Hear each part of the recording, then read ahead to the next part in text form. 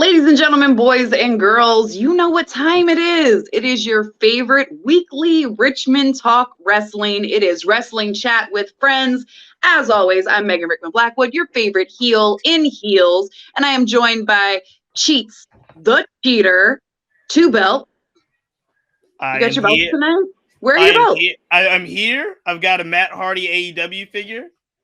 I've got a Jake the Snake Roberts in honor of his performance last night on Dynamite. He did get a little action in last night. I was pretty impressed with how good he can still move. I was quite concerned because obviously what most people know about Jake Roberts is that DDP saved his life and he couldn't walk and all of that stuff. So anytime he does anything active, I'm like, bruh, like stop. Try not to hurt yourself. So, well, I mean, massive shout out to DDP because I mean, he definitely moved better last night than I think he would. I thought I've ever seen. Right? Like he was like very much ambling even when he first got to AEW. So it was awful. Big props to DDP. And I'm glad to see Jake the Snake, continuing to get better because that was a real concern. Absolutely. I think one of the greatest things about AEW is how much they are focused on mental health and sobriety when necessary. So it's been an amazing show, and I'm really excited to talk about it. So why don't we go ahead and bring our guests in, and we can start chatting about this amazing piece of free television we got last night. I can't believe that wasn't a pay-per-view. It was it was amazing, and you're right. So that we're going to bring in our first guest, which was one of our original guests on this show, one of our original friends. We're going to welcome in our homeboy, Ali. Welcome to the show. Glad to see you. What's up, Ali? What's good, man? Oh my God, I'm so glad and so excited to nerd out about an episode of wrestling that really was so emotional. Like I felt like I was 14 again. That's awesome. And we're going to talk all about last night and AEW Dynamite. It was amazing. And we also have a brand new first timer, a huge wrestling fan. We're so excited to welcome in Elliot. Elliot, welcome to Wrestling Chat with Friends. First time ever. Look at that background. AEW heavy. It's so good. Appreciate y'all having me on. Thank you so much. Thank you so much. And Ali, I want to second what you just said. It takes a lot for wrestling these days to pop me, and it doesn't happen often anymore, but last night was definitely one of those nights. So everybody here has a gimmick, right? Like I'm your favorite heel in heels. Cheats is Cheats Two Belts, even though he has the one tonight. And Elliot, I think I'm going to give you the gimmick of the Collector because you have so many people on your back wall. Ali, have you came up with like a solid gimmick since the last time you were with us? Oh gosh, I'm on the spot. No, I don't have a gimmick. Can I be like a circa 2005 WWE guy where I'm just my first name, last name? Generic Trunks, first name, last name. I support it. I'm with it. So Ali, generic Trunks. That's the move. So you guys, let's just go ahead and jump right in. What are you popping for this week? Like what really got you going? I know for me, like this tonight is an all elite wrestling show for me. Just because last night was so phenomenal. So go ahead and let me know, what are you popping for this week? I'll say I popped for Keith Lee big time. Like even though you kind of knew it was going to happen, the way it happened, the way it was executed, the way he looked in the ring, the way he performed in the ring, you can't debut much better than that, and can't be much more exciting than the way he debuted. And it was I popped pretty hard for him. Absolutely, that is a solid pop right there. Ali, what about you? Yeah, I was also going to say Keith Lee, but I'll also then, I guess since that was already mentioned, talk about Jon Moxley and CM Punk. Seeing them in the ring together, it was like, it reminded me of the times when, like The Rock, Mick Foley had already left and they're cornering The Rock, right? And then Mick Foley comes back. That excitement to see two people in the ring, in my old age, super cynical. I popped for that. I was emotionally attached to it. I was following every dip and curve in the sort of the flow of the match, but also Keith Lee. Oh my gosh, there's nobody like him. Like I think the last time I saw charisma that good, obviously it was The Rock. I compared him to The Rock, but I'd also say like the Street Profits have that kind of just charisma, just pure energy. They come in, they're rock stars. They change the mood in the room, and he's so good. I mean, I could talk forever about it.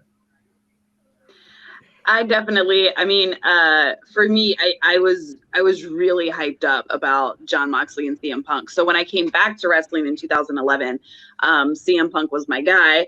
And then Jon Moxley, Dean Ambrose became the person that kind of filled that like edgy, weird, non-traditional wrestling guy gap for me. So to see them together was just phenomenal. And the way they worked together, I think they did a really good job storytelling. Like, it was clear that they weren't a team. They hadn't, with FTR, who was so smooth with their moves and cleanly works together. I just thought it was phenomenal. And even some of the like call outs and like figuring out the moves as they went, it was just, I was blown away. Chief, what about you? I know you were anticipating Keith Lee, and that has to have been one of your big pops. No, the entire episode of AEW Dynamite last night was probably the best 2 hours of television that I had seen as a wrestling promotion, cable-free TV show. In a long time. I'm talking about since like WCW Clash of Champions, NWA Clash of Champions type of, like, last night was a pay-per-view basically on television. And are we in agreement that it was the best AEW show that they've ever put on? It's the best ever. I don't know, because the pay-per-views leading up to some of those pay-per-views leading up to, I will say this, it's the best on television episode. And AEW does a lot of special on television. They do a lot of Winter is Coming, a lot of the one at Arthur Ashe Stadium, but they had a title for it. Can't remember what it was called, but it was the 2 nights at Arthur Ashe. It was like a Grand Slam, I think. Yeah. No, exactly right. It was Grand Slam. So they had Grand Slam. They had Winter is Coming. They've got these things that they put on television in the spirit of a Saturday night main event back in the WWF days, or the Clash of Champions in the NWA WCW days. This was as good as those. This was that good. And the interesting thing was, even though Tony Khan teased new arrivals, he didn't really tease how good this show was going to be. Yeah. They didn't talk about, like, from opening MJF Inner Circle celebration was hilarious to moving on. People, I mean, this is an episode where Jade Cargill is basically an afterthought. And she would have been probably one of the biggest pops on any of the other shows. This is a show where the Inner Circle has a really cool kind of breakup, stare down, Santana Ortiz and Jericho making a little bit more of a heel push than usual. This is a show where the main event, the heavyweight champion of the world, Lance Archer and Hangman Page, go at it, and it's an afterthought compared to what Keith Lee did and what CM Punk and Jon Moxley and FTR did. And it was just a phenomenal, even the throwaway matches were phenomenal, if you can call it that. So I think the whole thing, the whole 2 hours of television, I had to go back and rewind and be like, that was phenomenal. And of course, the Keith Lee thing, the Keith Lee appearance was the biggest emotional reaction I've had since, and again, credit to AEW, the Adam Cole, Bryan Danielson kind of reveals. And I'm thinking the one thing that when we talk a lot about the other, we talk about WWE, or we talk about even some of the stuff that's happening in the indies, it's very rare in this day and age of internet, dirt sheets, and so forth, where you get such an emotional reaction from somebody walking to the ring or music hitting. And AEW kind of consistently, more so than I can remember, and kind of not so recent wrestling history of I'm watching, but AEW has done it over and over again with these wonderful debuts, the wonderful way that they present them, even if you know it's coming. And I will say before we move on, and I wrote this in the chat last night, I love Isaiah Cassidy from Private Party. He is so good at what he does, and he was the perfect person and to have Keith Lee debut against, simply because from the first toss where Isaiah Cassidy literally could have died. He literally went up like like 10 feet in the air, like he fell. That was insane. I watched it 3 times. I couldn't tell if that was more Keith or more Isaiah that was feeding that. Yeah. Isaiah, every time. The only thing I'm worried about with Isaiah Cassidy is that he's so good in this role that I don't want him to become like Dolph Ziggler, right? Like somebody that's really talented that never gets over the top. Because him and Marcus at Private Party, they're so good. They deserve, like, and Isaiah played the role perfectly. Keith Lee, I'm talking about, put his 340 pounds on him a bunch of times, like just, full body press him, and he did such a great job. Keith Lee wins overall, but that 2 hours was amazing. Yeah. It was phenomenal. And I will say Isaiah Cassidy is one of the best sellers in AEW. And so talented. I think back a lot to the Randy Orton comment where he's like, those are the guys you like get a bag of ice, you go back, like check on them, buy them a meal, make sure they're all right. Because those are the people that make you look good. And those are really the folks that, like, when you look at like monster stars, like there's people always like Isaiah Cassidy that are doing the really hard work of putting them over. So Isaiah Cassidy gets all the love from WCWF today. For me, I am popping for, it's the smallest thing of the show, right? But it's like, it popped me so hard. During that same match, when Matt Hardy disappeared over the rail and the comment was, he's acting so erratic. If we didn't know that Jeff Hardy was coming before, we know now. Right. Jeff Hardy is coming, right? Like there is, which I'm really happy that, like, his drug tests have been released and he wasn't, he hadn't relapsed and all that stuff. But if we didn't know before, we know now. Jeff Hardy is coming to AEW. Like, it's only a matter of time. And I think, like, that's something I really appreciate about them is like how well they like put little things in that like give us the long-term story. So I was popping for that real hard. So we've already talked about it a little bit, but Keith Lee is all elite. Let's jump right in and get to that. And I'm actually, Cheats, I'm so sorry, but I'm gonna leave the show in your hands because, as you guys can tell, I'm still at work, and Sure. They just wrapped up the last committee of the evening, so I've got to go get ready for tomorrow with my boss. But I just wish I could stay and talk wrestling with you guys because this is hands down been the best part of my day. The work is never done, Megan. The work is never done. We appreciate it.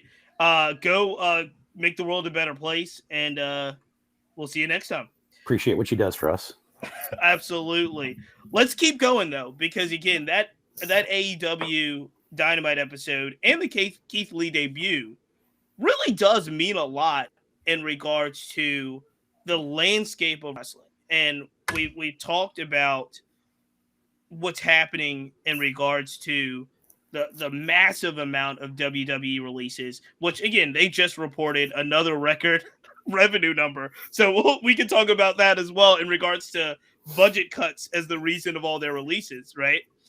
But now you've seen, again, Bryan Danielson. You've seen Adam Cole. Before that, you saw Jon Moxley. Now, obviously, before that, or around that time, you saw the Bastard Pack, right? Andrade. So now we're in a position where we get somebody that, for whatever reason, and at one time, NXT and WWE believed in Keith Lee to an amazing extent, to that they put him in a main event pay-per-view championship match less than a year ago. And now he's released. There's obviously a lot that comes along with that. He waits out his non-compete, and first day that he's available, he's back. He shows up at AEW, and the crowd goes wild. He has very familiar Keith Lee gear. He has the Limitless gimmick. He has a lot that brings on. What does this mean? And not just for AEW, but what does this mean in the grand scheme of how we're looking at the AEW WWE comparisons? I'd say it means when this is happening, and this is happening now, we could say with regularity, it means that WWE is taking AEW seriously. They're a serious competition now. I'm not talking about revenue. I'm talking about eyeballs on the product and emotional investment. Yeah, and emotional investment from people our age, because I recognized a long time ago that WWE isn't necessarily focused on me, other than my wallet for my son, Right. and that's cool. That's fine. That's great. But as a fan for over 35 years, I can appreciate, and I also appreciate business. AEW knows what to be as competition, and they're doing it, and they're doing it well. And does it feel like the Monday Night Wars? Yeah, I mean, it just because it looks similar, but I think the outcome long term will be much different. Good point, Elliot. Ali, what do you think this means? Arrivals like Keith Lee and others. What does it mean for AEW? What does it mean as you compare it to if we're looking directly at AEW, WWE? Yeah, I would say watching that match, I popped so huge. One, because Keith is an extraordinary talent. I mean, I think he's a once-in-a-generation wrestler. Second, watching the match, watching the selling, watching the story being told, watching the way Keith really wasn't bumping around. They've got a bad habit, and a lot of the indies do this, and AEW does this a lot, where a lot of the big guys bump around for the small guys. And I really respect that these folks respect each other so much that they like to be very generous in the ring in terms of storytelling. But when you're a big guy, you can't be bumping around for the small guys. It tells a weird story. Right. Okay. And I was so thrilled because when Keith got in there, we all know Keith's a big dude, but God, against Isaiah Cassidy, he looked like the Hulk. And I was so glad that visual was followed along in the match. And Isaiah didn't lose anything from it because he showed heart, he showed guts, he was fearless, he was out there hustling, trying to get Keith Lee down. But Keith was like this monster where all these bumps, he took a little bit of it, right? He sold a little bit, but he didn't oversell it. And it was flawless. So that says a few things. One, it's amazing that they're open to talent like Keith Lee. Two, that's a very different sort of booking than what we saw a year ago from AEW, where we're so used to these long 20-minute matches, even on TV, where we've got really amazing, talented athletes who are able to do all kinds of high spots. But, I personally am a little bit tired of like 10 high spots and then you kick out at 2. It's a little silly because we appreciate the athleticism, but it's a story. You're supposed to believe that these two people are fighting. They're having a real fight. Right. That's what it looked like. So one, what to me it says is that AEW is really growing into being a professional wrestling business that's ready for the big times.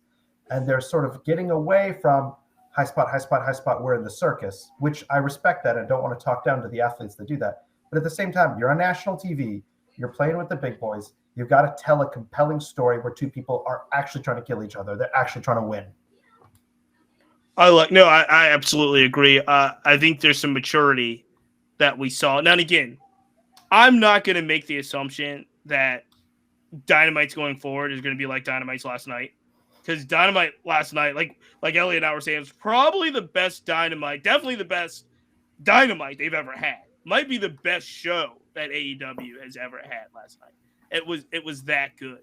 But the way that they just kept coming at you with banger, even, again, this talking spot, so the extensive talking spots between MJF and the Pinnacle at the very beginning, and the Inner Circle talking spot was an extended talking spot as well. Still kept the audience riveted. They bought drama. They're telling stories, and I think last night you saw a lot of maturity. There's still a couple of things, and we'll get to those a little bit later in the show. There's still a couple of things that I think AEW does just because it's AEW. Just like the random blood stuff for no reason. We'll talk about the championship match in a little bit, but I'm really, really just compelled about how long do you guys think AEW can keep up this amount of debuts? Right? There's still some really major players. I guess as of right now, and based off of last night, I guess Wyndham or Bray Wyatt, aka, is still kind of one of the biggest attractions that is not necessarily signed, right? But how long do you think AEW can maintain this commitment to just picking up universally the hottest talent that's available without, like, I think there is already some suffering on the back end, right? There's people that are on AEW's roster that we don't see on TV anymore, especially on Dynamite and Rampage. You might see them work. You see lengthy spots where really talented folks like Jay Lethal or Ricky Starks or those guys don't necessarily work every week, right? So how long do you guys think this particular posture of AEW picking up that talent and putting them on TV right away can maintain as it has up to this date? I think it can maintain as long as the willingness is there, the creativity is there, what appears to be a real sense of teamwork is going on. There is enough talent to keep momentum going for quite a while. The amount of free agents, the quality of free agents is going to slowly dry up. But if the majority of those talents end up in AEW, it's all a matter of what they do with it. You might hate the Commanders, new name Commanders, but winning solves everything. Winning solves a lot of things. So if these guys come in and the egos are in check and the production is the way it is and the creative writing is the way it is and the freedom to let these professionals be professionals continues, the next 6 to 7 months are going to be interesting, critical, whatever you want to say, but I think they're up to it because so far, I don't want to point this out, and then Ali, I want to hear what you have to say. We talked so much about this episode yesterday being one of the best they've ever done. This is coming off Sammy and Cody, who had one of the best spots you will ever see on television. Absolutely. That was one of the best spots I've ever seen. So to come right out of that with this kind of banger of a show, they appear to be hitting on all cylinders. Ali, what do you think in regards to them being able to maintain this level of commitment of signing new acts and this momentum? And do you think the back end of the roster, if you will, or is there any kind of fear of people on the roster getting overlooked or suffering? Yeah, I think, I don't want to overblow it, but with folks like Brian Cage and others, we know that there's some uneasiness backstage, and Brian Cage is probably the loudest one. I heard the internets are reporting some Ruby Soho disgruntledness as well. Yeah, I don't know if that's true. Although Ruby's been on TV consistently.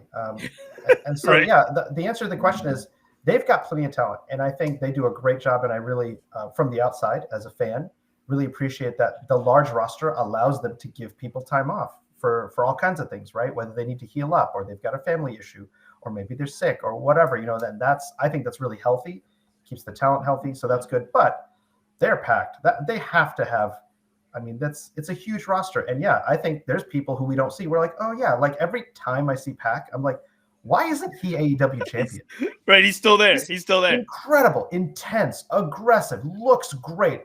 Anything and anyone he's with, he makes it look real. Every strike he makes, it looks like, oh god, like even the leg slaps, which look fake for everyone else, he's so smooth, you barely see it or you don't see it at all. He's phenomenal, and he's not on TV enough. So my answer to your question is, I think they're going to have to start. I know a lot of contracts are coming up. People who signed 3 years ago, I think they're going to have to go through the churn and start letting some people go because the roster is a little too big. And I think there are going to be more and more really amazing talents that'll come out of WWE or other places. And I think they've got to be ready for that. And Tony's got a great eye for it. And Tony has, I think, himself even said that these contracts are coming up and we're not going to be able to re-sign everybody. Right. And that's a mature answer. And, that's and what I also like about the high roster is these people come time off. They're also allowing them to do indie dates too, which is excellent. That's something that WWE wouldn't even, no way. That's building the sort of foundation and environment that people will want to stay with. Yeah, I think that's actually the biggest asset that AEW has. AEW doesn't do the exclusive guaranteed contracts even for who I know we would consider big stars in their company, right? Jon Moxley is basically an ambassador over at GCW at this point. He's been heavyweight champion. We've seen a bunch. We've seen a bunch of AEW talent show up in Japan, Mexico, all over the country on indie shows. Jay Lethal was just here in Norfolk last Saturday, doing the first of a promotion in Virginia. So that was really, I think, something that, because financially they're not signing talent at the exclusive price that WWE was signing talent, they'll say, hey, we'll give you a contract to work here. You can pick up money as we go along. And I think that's really attractive to talent. I think that's just, it gives them a sense of freedom that they've never had. And they give them opportunities. Hey, if you want to go to Japan and do a real run, couple-month run, you're able to do that as well. Obviously, the relationship that they're keeping with other companies like Impact is interesting as well. So I think you're exactly right. Is there someone you'd mentioned, Pac? Is there someone that you wish from the AEW side that you wish you would see work more? Is there somebody that you've already identified that says, hey, I wish this person was on either Dynamite or Rampage more so I could see their talent? From a nostalgia appreciation standpoint, Frankie Kazarian is one of my favorite guys out there. And, he's steady Eddie. He will always be ready to go whenever. I personally would like to see him on Dark and Elevation, almost every week. He's becoming probably more as much of a coach as anything else. He's got a great mind, but I'd love to see him more. I'd have to look at that roster list. I know if I'd see guys like, oh yeah, like, but that is you're going to be spoiled if you have that much talent, but there is a finite amount of airtime right now. And that will be the real telling issue, I think, is what AEW decides to do next. Seeing all this talent, maybe even having to make some cuts when they decide, do we expand? And, I think that's, does Dynamite, does Rampage go to 2 hours? Does the dreaded 3-hour Dynamite? I hope they are smart enough to avoid that, but maybe that's I don't know. But they have more talent than they have available time right now. And, we'll just see what they, jury's still out. We'll see what they can do. Ali, you've said in the past, I think we were watching some matches and tweeting about it. And you mentioned, Johnson, is it Shoddy Lee Johnson? He's in the Nightmare Family. It's super charismatic. Oh yeah, yes. I would go younger, as we talked about, like Isaiah Cassidy and Private Party. I think they had this idea at the time with Dante Martin and Leo Rush and Team Taz. That's kind of probably fizzled out now that Leo's not with the company right now. The black hole vortex that is Team Taz. Right. But they have such young talent, whether it's Daniel Garcia or Lee Moriarty or Dante Martin. And I'm trying to figure out, how do you get some of that young talent a little bit over the edge? And because again, the Andrade, Malachi Black, these guys are mid-carders. They're not in the championship picture right now. And they're obviously not old. They're very much experienced. And so there's these tiers, right, of super young talent, these really established mid-card folks that are extremely talented as well. And then there's the title picture, right? Yeah. So you're right, guys. It's an embarrassment of riches. And there's bound to be some pretty eye-opening cuts, I think, over the next year, 6 months to a year. And, the indies are probably going to be sitting there lucking their chops to get some of these guys to make money for their promotions. So let me ask this, because the next big part of the segment, it's going to be basically all of a review of last night, but we're going to break it into some sections. Talk to me about the falling apart of the Inner Circle. This is the first faction. This is the first faction that AEW really had. This is Jericho's faction. He bought him in all one by one. Cut probably one of the best promos he's ever cut in his life when he introduced the Inner Circle of Sammy, Santana Ortiz, Jake Hager and himself. And they did have some pretty big runs early on in the AEW Inner Circle versus Pinnacle on top of a cage type stuff.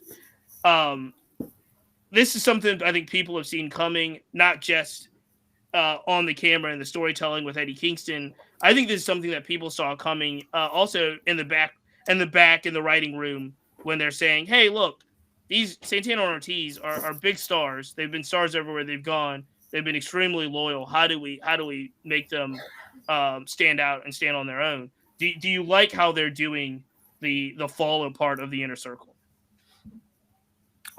I do. Yeah. I mean, I think last night everyone played their role exactly the way they needed to play it. You know, Chris playing the veteran who has the ego, Sammy, who's clearly one of the pillars who probably thinks he doesn't need this. I left before, I can leave again. That tag team should be in the title picture right now, and I imagine they will be. Even Jake Hager, you know, it wasn't quite as obvious as the Wardlow segment was, but you even saw Jake, you know, maybe like, is Jake like, am I going to go with Chris? Am I going to bail too? And, you know, what's going to work? I think it worked top to bottom. Yeah, I enjoyed it. I enjoyed watching it. And to be honest, the Inner Circle had kind of gotten stale. I remember when Sammy put the vest back on, I was like, oh, right, that Inner Circle. You know, poor Jake Hager, and I was a fan of him in WWE. I really enjoyed the whole We the People shtick. I thought it was really fun. And but he's been so stale his whole run. Not because he's not talented. The guy's a boss. But like, I just can't. I don't know. Like, is it the charisma? Is it his in-ring style? I don't know. I haven't connected with him.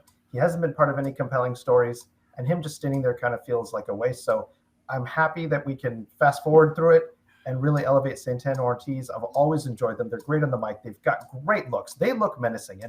And you know, again, not to take away from the other athletes, but there's not that many guys that look like they could really rip you apart.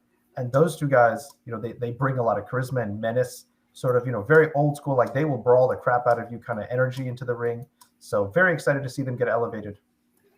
Yeah, I think the feud with the Pinnacle should have been sort of the blow off of both those factions, and it sort of has been almost by default because there hasn't been a lot of emphasis on them as a group, either one of them as a group. The feeling that was the blow off for that, and they're sort of just making it official now. But it worked when it had to work, and maybe they're saying like, yeah, we don't need this anymore because these guys are standing up on their own as individuals as much, if not more. They don't need to be paired up anymore. And Jake Hager might be that name, Ali, that is overlooked, right? We were just trying to figure out who hasn't been used efficiently and effectively at AEW. And Jake Hager might be that guy. Extremely talented. Up to this date, I think his biggest spot was a UFC MMA style fight with Wardlow, right? That was like the biggest thing he'd done. I just assumed he's been injured because why wouldn't he have been appearing on these shows other than just as a bodyguard? So I assume he's had a lingering injury, but I don't know. He is one that is interesting in regards to how, you know, if he's going to stay with the company, how they do utilize him. And you might be right. There might be some things going on physically with him, but he's somebody that I agree with you, Ali. I think he's really talented and, as you know, can really go in the ring and brings a certain charisma to his. He has a certain presence when he's in the ring. So I really like him. He had a lot of presence at WWE, but I don't know. He just kind of stands there. There was a time when he became a meme. I don't know if you guys remember that, where in his debut, he's wearing his like golf polo and he's like just sort of staring at the screen. He became a meme, and I was like, okay, this is fun. And then it just fizzled out. Let's talk. We'll backtrack to CM Punk, Jon Moxley, FTR. Let's quickly talk, or not quickly, but let's break down Adam Paige versus Lance Archer. Heavyweight championship. It was technically the main event last night. I think a little bit they kept the momentum going. It wasn't like this is a letdown main event, especially after Keith Lee and after the tag match. They kept the momentum going, but it was a bloody match, extremely bloody match early. Really kind of unique in the sense that you know, they took the top rope down. There's all kinds of things in the ring. Very, very brutal match that was a quintessential, I believe, AEW match in the sense that WWE would never put that on TV. So what do you guys think of that match? What did you think of how that was the main event of what was a really, really great Dynamite? And do you think kind of those type of matches have a place? And is Hangman and Archer kind of good representatives of what was it, a Texas death match last night? Mm-hmm. I personally, as a guy in his late 40s whose love of wrestling goes back to the Mid-Atlantic days in the early mid 80s. Yes, I love that. I love the blood. I think Adam Paige needs to learn how to blade himself a little bit better because he has been ruining himself the last several weeks. I mean, just ruining himself. Unpopular opinion. I am not a huge Adam Paige fan. I know. I respect him. I appreciate what he does up there. I think there is just so many people of equal, if not superior, talent and charisma in front of the camera that he is a fine representative. He doesn't quite do it for me, but I thought, and similarly with Lance Archer, I thought those guys put on a banger of a contest. However, and it should have been the main event because that is the world championship. No doubt about it.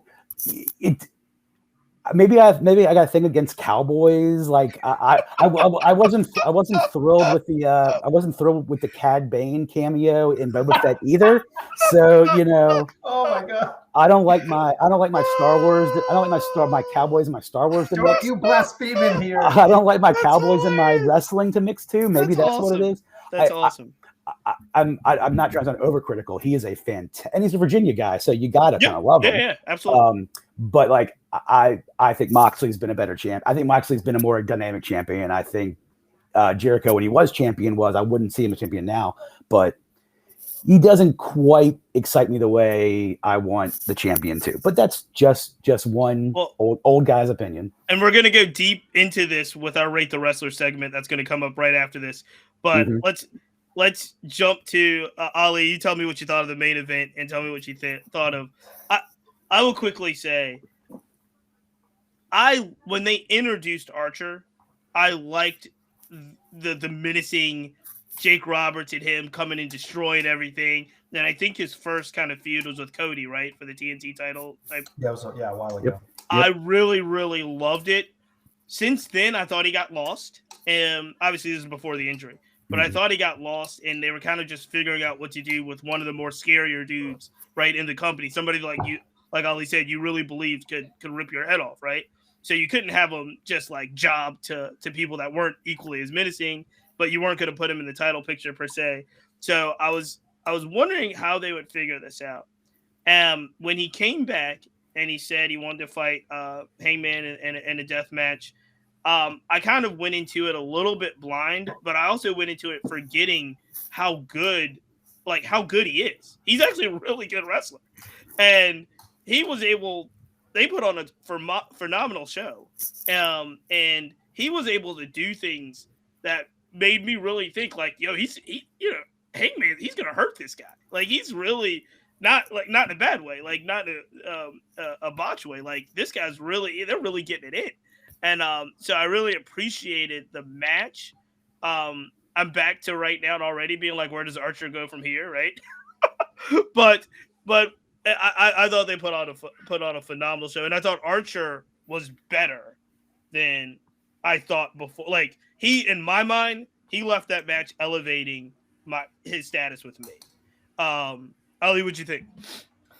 Yeah, I agree with Elliot that I'm a huge Adam Paige fan. I love the gimmick. I love the music. I love his swagger. I love promos and wrestlers who, when they talk, it's not a gimmick. It sort of straddles that line, right? Where they're not saying anything, like CM Punk does that really well. They're not saying anything that breaks kayfabe, but they're also not lying. He does that really well. But that being said, his championship run has been kind of missing something for me. I love the run up to it. I think part of it is that, and this match was one example, you're right. First of all, when Lance Archer appeared to be in this feud, I was like, oh, right, I forgot this guy was here. Oh, this is great. He's menacing. He's big. This is a real challenge that our hero can overcome. And then what fell flat for me, and the match was great. I don't really like blood. I don't like thumbtacks and all that other kind of stuff, like any of that stuff. I just think I'd rather see people like getting power bombed and choke slammed than like blading themselves, but that being said, what bothers me about Adam Paige is that in the matches and all the matches he's been in, he gets beat up like 2/3 of the time. And then he pulls out a win, which is fine. But like, I end up like losing a little bit of like, I'm like, oh God, I got to watch him for another 10 minutes get worked over. Oh, he gets a 2-second comeback. Another 10 minutes of watching him work over. And all these matches are like 50 freaking minutes. So I'm like, the booking hasn't been quite right. And you're right. Lance Archer was elevated because he beat the crap out of Adam Page. And he looked menacing. Yeah, he looked great. But like, I don't think it did Adam Page any. I don't think winning even helped Adam Page all that much. To me, he just seems like another guy who's like barely clinging to the belt when it should be more. Like each match should build him up more because he's so young. This is only his first run, and I'm hoping he has many runs in the future. But I want to see him like, getting hurt a little bit, but then really making the comeback. And he's smaller, so it should be like he should be able to avoid or be smarter. Like a little bit ring psychology that puts him over a little more, rather than, oh look, he can get beat the crap out of for 30 minutes and then still win, which you can do that for one match, but not all 6. I think you can. Remember, we're saying that about him, and he just had 2 60-minute matches with Bryan Danielson. Right, so back to back. It's hard. It's hard to sort of say, like, even with all that, I agree. Like, it just doesn't seem like it's been a run that shows him as being championship worthy, for lack of a better word. Well, the interesting thing about the trajectory of the matches is that if you're a heel, right? If you're a heel, like in the way that, say, a Ric Flair is a heel, right? Like one of the best heels of all time. Rick can get beat up for 35 minutes, right? And then cheat and win the belt, and everybody's like, we love it. You know what I mean? The heels have to carry the matches. Obviously, it's not going to be Adam, kind of winning these lengthy matches the whole time. But I did laugh because literally the match started with like Archer beating up Adam in the hallway, and then after he threw him through the glass right before they go to the ramp. So that's where the first blood starts. But Adam got pounded for a strong 15 minutes. It was so long. I got bored. It was pretty. It was pretty. I watched it back earlier today, actually, and they were in the commercial break with the picture-in-picture when Paige got busted open. The ring post. So I didn't even see that last night. The first time they come back from commercial, and he is a mess, covered with blood, right? Mess, and it was. But blood. I agree with you. I don't like thumbtacks. I don't like the baseball bat wrapped in barbed wire, but I do not mind the Ric Flair getting busted open, and I like. It should be later in the match. It should be later. It should be another peak that you hit, not like right away you're swimming in blood, and like then it's like all over the ring, and you're like, because also like. Anyway, go ahead. I was gonna say, gentlemen, because we're talking about Hangman Page, and I've got some of your assessments. We'll make this segment a little bit quicker. But we always do a rate the wrestler segment. So we have rated some of the best wrestlers in professional wrestling. This time, given what happened last night, we are going to rate Adam Hangman Page. So this is your knowledge of Adam Hangman Page throughout the totality of his career. So if you've only seen the AEW run, you didn't see the Ring of Honor or things like that, you can only judge by what you've seen. Don't just judge it off last night. Think about him as a professional wrestler and his entity.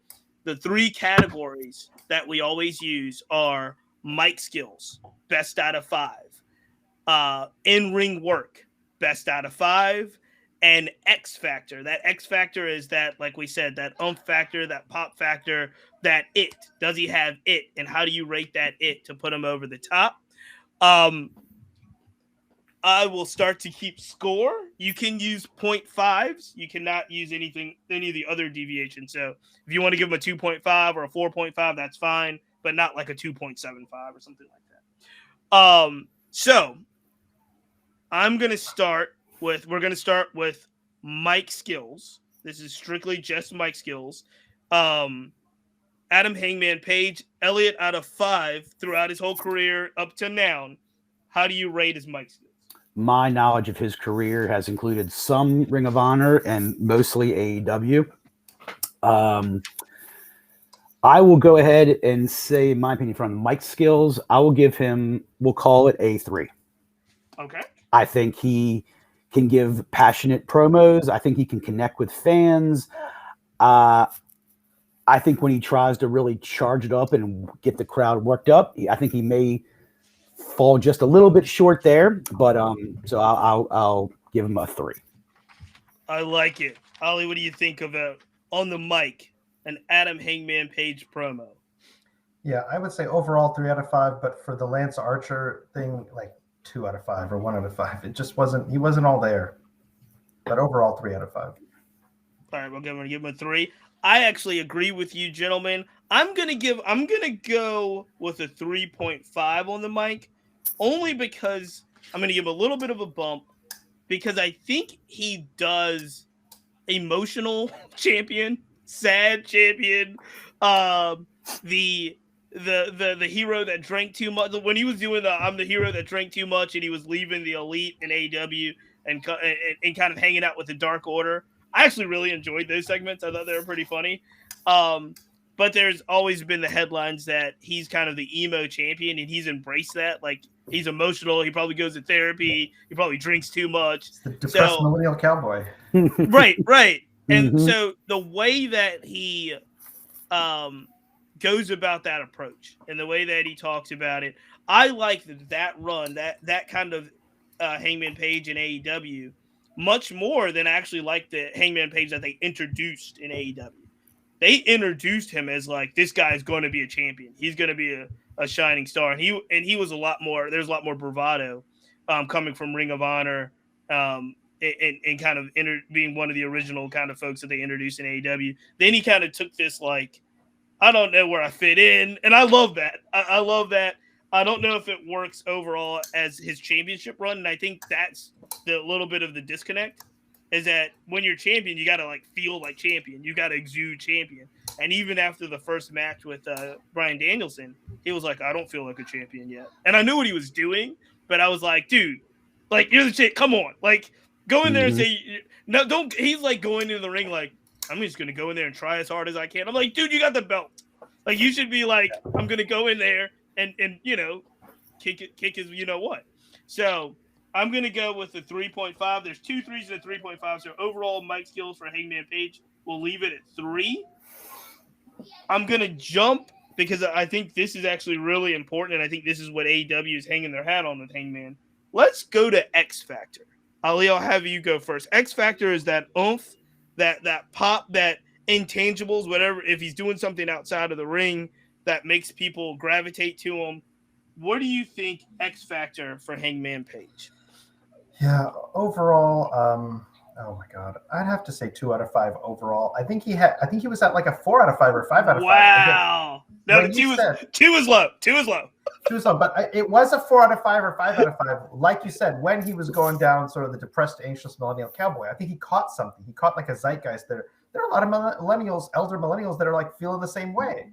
Like, I don't know, man, I expected to be somewhere different in my life. I feel like I'm working hard. I feel alone. I feel isolated. I'm drinking a lot. Like, a lot of people connected, and then like, where did that person go? Suddenly he's like, I'm gonna stop drinking, I'm not depressed anymore. Now I'm just underperforming cowboy. Like, you know, so I would say right now. No, do it over. This is overall. This is overall though. So overall, I'll say 2 out of 5 for X Factor because when I would watch his Ring of Honor, or like I remember watching his. So he had some matches with Pac a couple years ago. Pac had way more charisma, and I liked Adam Page, but like I didn't think he had a whole lot of X Factor. All right, I think that's low, but Elliot, what do you got? Well, I think it's everything you talked about, Cheats, as which gave him the 3.5. I think that is the X Factor. His ability to be a champion that shows some emotion. I think that, like you said, Elliot, that has him connected. He's always been a fan favorite, even when he's been sort of heelish. People love him. why do people love him? He's got some sort of X factor, you know, and I sometimes you can even put your finger on it, what it is, but he was in the finals of, he was in the finals of the first to crown the champion. Mm-hmm. So they believed him out of the gate. He, I think, was underrated when he was doing that Dark Order time. So I think the it factor, actually, I would give it a 3.5. I mean, like I said, I think that is actually elevating him. As much as it pains me to give a credit to any hokey out there, because that is just not what I like. Not what I like doing. No. But I'll, I try not to hold that against him too much. I'm going super higher than you guys. I'm going to go 4. I think AEW would tell you that he's a 5, because they really believe in him. They really believe in him. Trust me. Yeah. But I'm going to go 4 because here's the thing. Like you, like Elliot, you were saying, I've never kind of gravitated through his entire career. I've never gravitated to Hangman Page. I've never been the type. Maybe it is the cowboy gimmick. Maybe it's. I'm old enough to remember Magnum TA. Loved the Magnum TA. Oh yeah. And to me, he's just like Magnum TA was completely the opposite of when you would talk about like emotional and emo. No, this guy was like, I'm gonna come out here. We're gonna beat. We're gonna fight, whether it's Tully Blanchard or R. Anderson or whatever. And he kind of has that look to me, and then he's like the complete opposite. Yeah. Like he's the anti Magnum TA, and so I was just trying to figure out what it is that we were saying that people connected to. But here's the thing: he's been a marked man, Ring of Honor, Indies. He's been a guy where everybody said this guy's going to be a star. When they first formed AEW, they were like, he was at the opening press conference, and they were like, this guy's going to be heavyweight champion one day. And I thought they told a really wonderful story of leading up to him getting the opportunity and getting the belt. And I think he has drawn people in. And I think, I think a 4 is where I would land him. And I think that I'm going to be interested to see how he holds the audience after the title run kind of concludes. It's leading up to some really potentially awesome feuds. Adam Cole says he wants to be next. John Moxley's back. Danielson's back. Keith Lee's there now. If Tony Khan hits the green button and does what they did with like Goldberg back in the day and he's like, hey, look at what just happened. Let's get Keith Lee in the title picture as soon as possible. That's going to be so exciting. It's going to be so fun. But we'll see where Hangman and how the X Factor part of this, because he's high. He was always high on potential. When you get the title, you're there now. So now where do you go when it's like, he's not just the young star anymore trying to get there. He's got to be the guy that carries the promotion for a bit. Let me explain a little bit of my understanding of X Factor. So I'll give you an example. A couple years ago, Roman Reigns was the guy, right? Everybody talked about Roman Reigns, and I enjoyed Roman's in-ring work. I had no problem with it, and I loved his look. Honestly, he looks exactly like when you would make your own character in WrestleMania games in years past. He looks almost exactly like the kind of guy I would make. Long hair, beard, big dude. But his lines were stupid, and it was clear that he was being pushed. But he still, when he walked out, he felt like a star. Even though I was not all that into him, I was like, I knew it. I knew that this guy. I don't always get that from Adam Page. I get it sometimes, and sometimes he comes out, and I'm like, why do I feel nothing? And why is the crowd so silent? Yeah. So my thing is, I don't know if he's a great does he feel like champion? That's the question. Does he feel like a champion? No, I think that's what led me to sort of say very kind of earlier on, like, he's not really my favorite overall guy because he doesn't feel like a guy that I've gotten all that. I can't invest that much in him. And maybe it is the cowboy gimmick. I mean, it works for a lot of people, but just not for me. But they were on their way. Do you remember some of their videos talked about, they were almost like some of their videos before he became champion would talk about what is a cowboy? And they were almost like trying to update the image of what we think of as a cowboy. Mm-hmm. He's not just the sort of lone ranger that doesn't care about anybody. A cowboy that keeps his word and works hard. Like all that stuff that so I think they were on their way there and then they just lost it. Well, I thought they were almost on their way to like not dropping the cowboy gimmick, but I saw him as being like the heir apparent to Brody Lee of the Dark Order. I thought I saw a sort of a dark turn coming, and maybe he does become this really darker character or more of a heel, because it just seems like he was aligning himself, or the Dark Order seemed to be lining up behind him, and that didn't exactly pan out.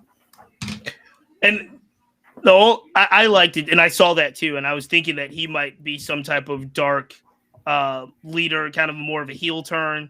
The interesting thing was, while that was happening, the Dark Order just became hilarious. Yeah, they weren't the traditional heels. Like they came in as like this heel faction. Right. They just had too much charisma, and they were too funny, and people liked them too much. And it was like, they're great. I love them. I love what John Silver and I love what all those guys do. And they did that, and like I said, that because that could have been the House of Black if Malachi absolutely, and it may still be down the road at some point, but that just shows that's what a lot of talent can do. You don't always get them all lined up together. Last category for Adam Hangman Page, in-ring work. So in-ring work, and I'm going to give him a 4. I'm going to start it off with and say he has constantly kind of made me grow into a believer of his in-ring work. 60-minute matches in this day and age, even though the athletes are bigger, stronger, faster, and better conditioned, they're just not used to doing that. So they're just not. They don't have enough TV time to say, hey, we're going to let you go for 60 minutes. And obviously that's why I think Bryan Danielson's one of the top, if not the top guy in the industry overall, because he is able to carry those things and make you believe what he's doing for 60 minutes. But Hangman's had 2 of them with Danielson that I thought were really, really great matches. He had some really good matches with I think he had good matches with Pac when he first came in AEW. I caught a Ring of Honor match. Ty's gonna kill me for butchering the name, but I think it was Ibuki. Like, I saw some really amazing matches that he had leading up to it. So I understand. I say this to say, I understand why people believe in him. I understand why AEW believes in him. He's big. He's strong. He's sound actually in the ring. That buckshot lariat's an amazing finisher. It's a great finisher. The one that he did off the referee to end the match last night was a phenomenal move. It was a great spot. It's a spot that I hope I'll be able to see and replays in memes. So I think his in-ring work, and he's actually far more athletic, I think, in the ring than people think. And there's moonsaults off of different apparatuses outside the ring. He can fly, he can jump over the rope, he can jump through the ropes. And he can do some mat stuff too. So I think in ring is where he shines to me for somebody that doesn't really love the character. I do think he's a really good wrestler. So I'm going to give him a really strong 4. Could be a 4.5, but I'm going to leave it at 4 right now. What do you guys got? Cheats. That's pretty much what I would. That's a lot of that is what I would say too. Like the character doesn't quite have it for me, but I think what makes him believable and a fan favorite and excellent is he is a sound, exciting, technical and professional wrestler. He knows what he's doing. He takes as we talked about earlier, a hell of a lot of punishment. That slam on the ring steps. It looked like a botch almost. And I don't envy how probably either of those guys feel when they woke up this morning, because I'm sure they both felt pretty messed up. And that's the sign of putting on a good show usually. And I'm sure they got a ton of respect backstage. I imagine they walked backstage and got the full applause like you've seen before, because that performance was worthy of it. And Archer was great, but Hangman, I think, did a lot of the heavy lifting, as he usually does, as a face usually does. He is I think, exceptional wrestler. Again, I think mostly my problem with him might be his gimmick. Technically, he's a solid 4. Yep. Ollie, what do you got? Yeah, the way I evaluate this is pretty simple. Can I suspend, when I'm watching someone wrestle, can I suspend my disbelief and really get into this as a fight, as a contest between two people? And all his in-ring work is clean. It all looks believable. There's nothing that looks silly or overdone. His buckshot lariat is, every time he does it, I'm like, God, that takes, it's one thing to do a flip, right? It's one thing to do a flip after like 30 minutes of wrestling and you're tired and your hands might be shaking. And he does it flawlessly each time. So for me, he's a 4 out of 5. All right. That puts a solid 4 for in-ring work. So overall, just a review, the mic work gets a 3, the X Factor gets a 3.5, the in-ring work gets a 4, which is his highest score. That'll round out, obviously, to a 3.5 for us. So that puts Adam Hangman Page at a 3.5. I'll be interested to see when the gang comes back to see exactly what they say about it. Right now, I can't tell you everybody we've rated. So far, the highest score that we have, I believe, is AJ Styles. Can't argue with that. The phenomenal one right now is the highest score we've had. I know we've rated Sammy. I know we've rated Roman. Now we've rated Hangman Page. We rated Thunder Rosa last week as our first woman that we rated, woman professional wrestler that we rated. But a 3.5 for Adam Hangman Page. Gentlemen, thank you for that effort. It was great. It was well done. Great breakdowns. Last thing we'll do, we'll got 2 more things to do before we get out of here, but I know we're running close on time. Just quick overall thoughts about CM Punk, Jon Moxley teaming up, taking on an amazing tag team in FTR. Every time I see FTR work, I'm more and more impressed. What did you guys just think of that collab? Oh, I thought it was excellent. You're right about FTR. They are currently the best tag team on the planet. I hope they feud with the Bucks soon because I would love to see that happen. Moxley and Punk are 2 of the most well-known, popular wrestlers around right now, and to see them collab was kind of a dream thing. I was not expecting Moxley's music to hit. When it did, it popped me. I liked it. I liked they fist bumped at the end. They respect each other.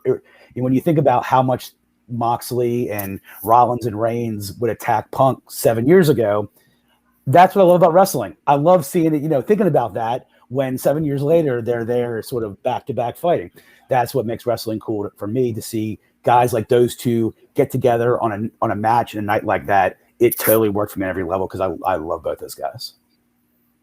Yeah, absolutely agree. I think I thought it was an inspired choice. I'm a big fan of Moxley, not a huge fan of his in-ring work. Not to say he's sloppy, but some of his moves just don't do it for me. But his gimmick, his look, his psychology, so much fun to watch. I always get popped. So when he came out, I loved it. And, we always talk about when new people come into AEW, we're like, oh my God, there's so many people they can work with. They can work with Bryan Danielson. They can work with this person, that person. And so, we've seen CM Punk fighting, aside from MJF, a lot of kind of, lower mid-card guys. And you're like, sure, where's the meat? Like, he's not that young. Come on, don't waste too many more years.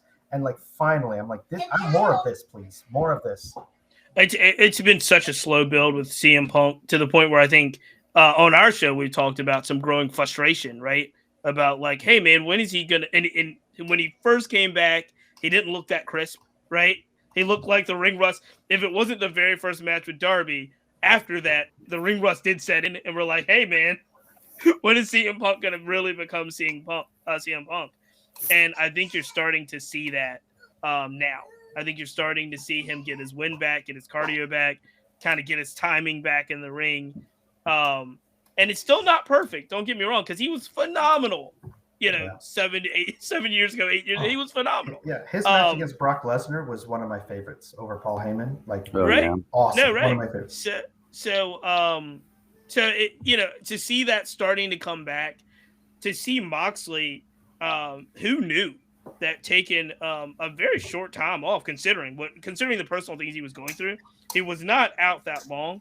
But to come back and seem to not only remake his mental capacity, but remade his body, right? He looks physically leaner by far. Looks like he's in really, really great shape, to the point where I'm like, it's hard to believe that somebody this kind of thin and skinny is going to be the bully, right, in this room. But I do want to give some kudos to FTR, because I do think maybe personally, maybe this was a personal thing because there's so many great tag teams in AEW that they were not my choice. It's like I knew when they did the first FTR versus Young Bucks, like who's the best tag team in the world. I'm sitting here thinking my answer is always going to be the Lucha Brothers because I just love them so much. They're so good. They're so phenomenal. But FTR has really done some things, X Factor things that they're obviously their in-ring work is amazing. But some of the X Factor things that they have done over the last year, whether it was showing up at Ring of Honor and kind of pushing around with the Briscoes, having everybody think those promos that they were doing, talking about the Briscoes and those guys going back, had everybody thinking they were going to show up at GCW. I think that's going to happen in AEW. I think that's going to happen. But the way that, they, believe it or not, I don't know how many people follow the indies that hard, but they took on the Rock and Roll Express and their final tour just, I want to say 2 weeks ago. And really paid a lot of they have really started to embrace not only the fact that they're super talented in the ring, but they've really started to embrace some of the stuff that happens outside the ring. And I love it. I love to see, how they've kind of grown even into this thing inside the business where I think Edge did a promo. Did a promo that mentioned their names on WWE television to when they were threatening Beth Phoenix at the house and they're like, call the other, it's just phenomenal. So kudos to FTR. I do think it was some dream booking there to put CM Punk and Moxley together for this episode, which, like I said, was a phenomenal episode. So much to talk about, gentlemen. This has been a lot of fun. Couple of things we got to do. And this is kind of the funner segment of the week. You don't have to participate, but we always kind of end our show with two things: a heel of the week outside of wrestling. So whoever your heel of the week is outside of wrestling, you get it. You get your chance to shout it off, and then think of a match. We mentioned some matches over the course of this show, but think of a match that'll be the match that people should watch if they're nerding out like us during the week. So give you some more time to think of your heel of the week. So I'll start, and it's the topic is a heel of the week. I do think that there's a element of a hero of the week in this, but I've had a lot of conversations. I'm a huge sports fan. I've had a lot of conversations about Brian Flores, the NFL, and the the hiring practice discriminatory lawsuit. I have to say that the overall system in the NFL that allows for currently now 2 black coaches, because they just hired one this week. The Houston Texans hired one. But to have Mike Tomlin be the only African-American head coach years after the implementation of the Rooney Rule, which at the time that they implemented the Rooney Rule, there were 3 black head coaches. Going into this offseason, there was 1. Yeah. And they've had this There rule. Might be more black people on the Supreme Court than there right. would be black head coaches in the NFL. And so the system hasn't worked. I think the fact that they know, I think people inside, outside the NFL knows that those interviews that they set up, those Rooney Rule interviews, are a farce. And because they're just so overtly a farce, they really should figure out that that's not the right system. Like, they should do something different there. But I say all that to say, a lot of folks are kind of examining the merits of the case. They're examining Brian Flores, who's 40 years old, right? He's not that old. And he's been a really good coach.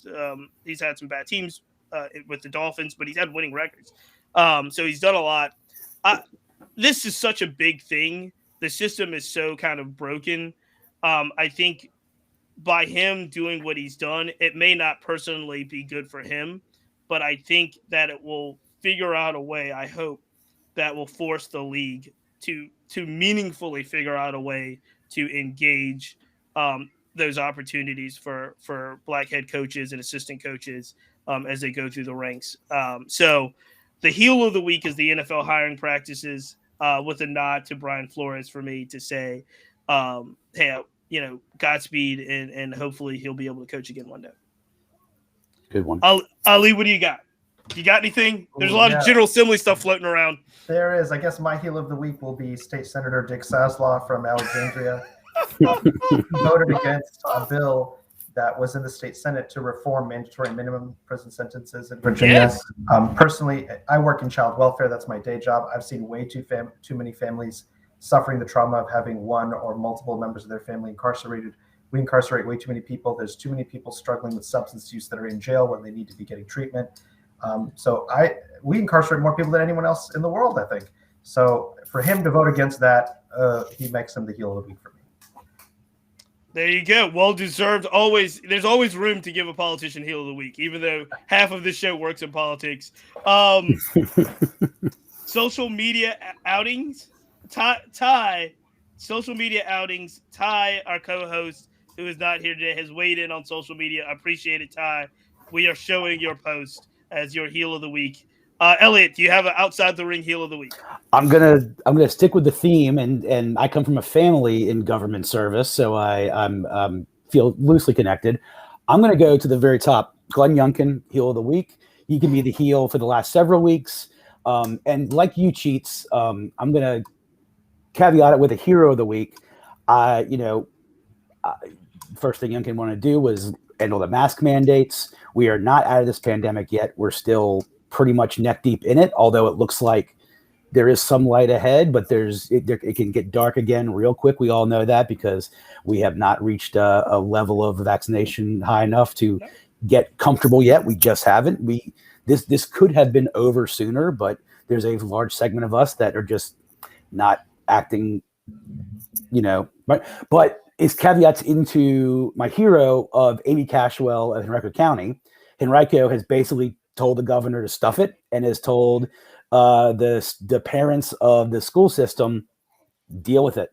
We're not changing. I hope that she's Amy Cashwell can become my heel of the week very quickly if she caves and they reverse their decision, but she doesn't look like it's happening yet. And as a parent of a Henrico County public school elementary student, these emails we've gotten that basically have reaffirmed what the law is and reaffirm that the governor really can't tell us what to do. And parents, you signed a contract at the start of the year, so suck it. I've got a first grader in Henrico schools as well. He just went back to school on Monday from 2 weeks of COVID.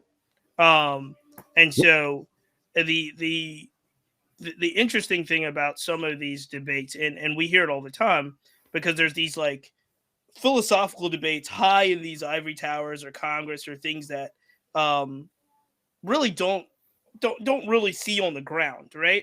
And the interesting thing is there's so many teachers, like public educators, that are teaching these kids, and there's 16 to 25 to 30 students in a class, and they want the students to wear their masks. They want to wear their mask. And so I commend any public educator, public servant that's really doing the best they can with some really tough hands, man. Like you said, my kid was out of school for 2 weeks, and that's tough for teachers to have it wasn't just my son. So it's tough to have kids out of school, and then they have to come back and catch up. There's just so much going on. So I definitely want to commend all of the teachers, public servants. I think you're right. And hopefully as we keep moving through this pandemic, because it's like I said, we were just down, our family was just down, less than we all are back and tested negative as leading into this week. But prior to that, my son got it. So I got it. My son got it. My wife got it. And we do credit, trying to protect ourselves and vaccinations and that stuff to make it a very mild situation for us, where we know had this been March of 2020 instead of February of 2022, it could have ended a lot differently for us. So. Yeah. As someone who's got a couple of comorbidities, yep. I'm vaxxed, I'm boosted, but even now, like I can't afford to get it. I don't want to get it, No. And we're getting notified every other day that a kid in the class or whatever, so sure. we're testing and we're doing what we can. And my heel of the week might almost be anyone who says you can't live in fear. I'm not scared of anything. I just want to help people out. Yeah. I'm not living my life in fear whatsoever about this. It's, pardon me for having some decency and humanity. But yeah, this is not living in fear. This is living without, in my opinion, this is living without toxic masculinity. There's where. Gentlemen, that's great. Let me just one thing I want to point out about, again, back to the AEW Dynamite show. This has been a very heavy AEW Dynamite episode because it was such a great show. Ty, we will have to go back to Connecticut and the WWE headquarters next week when you come back, because there's so much that is happening over there. But one thing we didn't talk about, gentlemen, is the Forbidden Door debut of Switchblade Jay White, who did show up. That's another. He didn't really wrestle. Trent and Rocky Romero, he kind of helped the Young Bucks and Adam Cole beat them up for a bit. This is Lee. I will tell you, I'm going to put my Captain Obvious hat on, and Adam Cole, Bobby Fish, Kyle O'Reilly, Switchblade Jay White, they're going to be a stable. They're going to be a faction that takes on BTE, the Bucks, Omega when they all come back. It's going to be really, really exciting. So get ready for that. Ty has weighed in with his match. So it's Switchblade Jay White versus Okada for the IWGP Heavyweight Championship. Ty, you did not put the year, but all of Ty's great matches you can look up on YouTube. So please look that up. Any other matches before we get out of here, gentlemen, that the people should watch this week? I mean, if you want to crack up and laugh, I've watched a handful of Danhausen videos in the last week and a half. We talked about Danhausen last week. Yeah, he's phenomenal. There's one where he's in a bar, and go watch some Danhausen videos, because he's got an it factor. I love that he's gotten himself over on the internet, and I hope it translates to TV, because he cracks me up. So go watch some Danhausen. Support your Danhausen. Awesome. Ali, final words here. If you want matches, I'll just, since we mentioned Dolph Ziggler earlier, I'll just say, going back and watching some Dolph Ziggler and Shinsuke Nakamura matches. Those are always fun, really entertaining, really athletic. Ziggler, who showed up on NXT this week. We didn't talk about any of the other promotions or brands this week, including WWE, but Dolph showed up for the Braun Breaker Escobar match, and I think they might throw him in that. I'm always kind of weird on NXT 2.0. I will say their shows have been rather entertaining of late. It started really rocky, but they're starting to figure some things out. And they're starting. I don't know why WWE is doing this exactly. Maybe it is to boost NXT's brand a little bit. But if you've noticed, Matt Riddle, AJ Styles, quite a few people have come down from the main roster to spend some time in NXT. Dolph Ziggler is the latest to do so, and it's going to be interesting to see how that all plays out. So, gentlemen, we've got to wrap it here. Thank you so much for this wonderful episode of Wrestling Chat with Friends. If you're on social media, tell everybody where to follow you. Ali, I know you're on Twitter. I'm on Twitter. Elliot, I don't think you're on Twitter, but where can people follow you? I'm on Twitter, and good. At EAJRVA. Catch me anytime. I'm talking wrestling. I'm talking Star Wars. I'm talking politics. I'm talking Twitter. That's what Twitter's about. Perfect. Ali, what you got? I tweet for my day job, so I tweet a lot about child welfare, maternal health, infant health, that sort of stuff at Families Forward VA. And I didn't know. Look, we've become friends over this pandemic time. I didn't know how much your viral posts, your viral tweets are being covered in New York Times and Wall Street Journal. So make sure you follow that account. It is awesome you've been able to highlight. So great work, Ali. Helping families as you always have done, and it's noble work. So, ladies and gentlemen, this is Wrestling Chat with Friends. We've got to end it here. This is on the Family Podcast Network. Please visit thefamilypn.com, subscribe, sign up, follow Wrestling Chat on Twitter, WCWF Pod. And until next time, ladies and gentlemen, we got to count you out. 1, 2, 3. See you next time.